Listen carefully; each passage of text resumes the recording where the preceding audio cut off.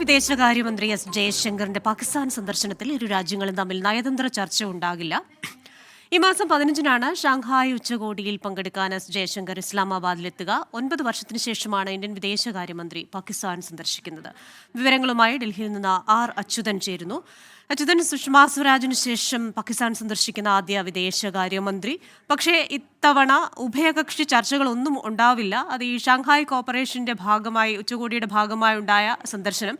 ഒപ്പം തന്നെ ഈ സാർക്ക് മുന്നോട്ട് പോകാത്തതിന്റെ കാരണം പാകിസ്ഥാന്റെ ഈ ഭീകരവാദ പിന്തുണയാണ് എന്ന വിമർശനം. കഴിഞ്ഞ ദിവസങ്ങളിൽ എസ് ജയശങ്കർ ഉന്നയിച്ച ചില വിമർശനങ്ങൾ, ഇതൊക്കെ കൂട്ടി വായിക്കേണ്ടതുണ്ടല്ലോ.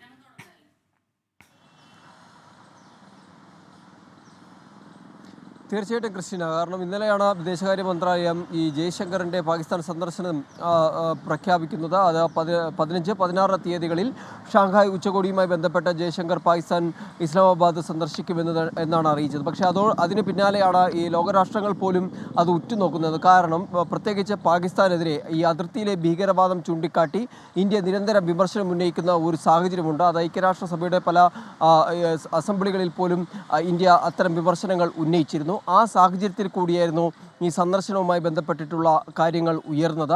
എന്തായാലും അതിൽ ഇന്ന് ഒരു വ്യക്തത വിദേശകാര്യമന്ത്രി എസ് ജയശങ്കർ വരുത്തിയിരിക്കുന്നു. കാരണം ഈ സന്ദർശന വേളയിൽ ഒരു തരത്തിലും ഈ ഉഭയകക്ഷി ചർച്ചയ്ക്ക് പാകിസ്ഥാനുമായി ഒരു ഉഭയകക്ഷി ചർച്ചയും നടത്തില്ല എന്നുള്ളതാണ് എസ് ജയശങ്കർ വ്യക്തമാക്കിയിരിക്കുന്നത്. കാരണം ഈ അതിർത്തിയിലെ ഭീകരവാദം പാകിസ്ഥാൻ ഇപ്പോഴും അതിന് പലതരത്തിലുള്ള പ്രൊമോട്ട് ചെയ്യുന്നു എന്നതടക്കമുള്ള കാര്യങ്ങൾ ചൂണ്ടിക്കാട്ടിയാണ് എസ് ജയശങ്കർ സഹകരണ ഉച്ചകോടിയിൽ പങ്കെടുക്കാൻ വിദേശകാര്യമന്ത്രി എസ് ജയശങ്കർ പാകിസ്ഥാനിലെത്തും. ഉഭയകക്ഷി ചർച്ചകൾ ഉണ്ടാവില്ല. വിവരങ്ങൾ നൽകിയത് ആർ അച്യുതനാണ് ഡൽഹിയിൽ നിന്ന്.